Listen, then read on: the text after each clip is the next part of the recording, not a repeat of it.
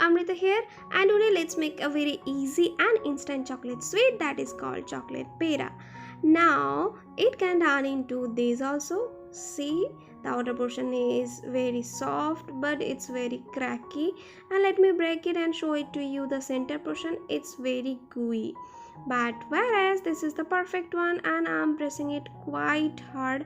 You can see it's very hard from the outside, but inside it's super creamy. So please watch till the end for all the pro tips to make the perfect peda. But before that, if you're new to my channel, please consider subscribing and press the bell icon. So here I have heated 2 tablespoons of ghee. Into that I'm adding 1 cup of milk powder, 2 to 3 tablespoons of powdered sugar or sugar powder, and mixing them together. Yeah, now I'm adding about 1/4 cup of whole milk.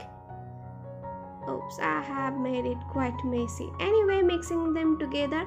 Now the flame will be on low. So this was the first tip, that we have to stir them continuously, and second tip is don't put them on gas for more than 2 to 3 minutes. So it's been 2 minutes, and as you can see it's almost done. I'll stir them for additional 1 minute, and after 3 minutes it's done. Now switch off the flame and we'll add about 2 tablespoons of cocoa powder. Now my third tip is we want our dough to be very soft and very smooth. We don't want our dough to be very dry and very hard, otherwise it will turn into that kind of cracky peda. So we don't want them. Now it's done. I know it's very hot right now, it's very difficult, but yeah, tip number 4 is we have to make the peda right away.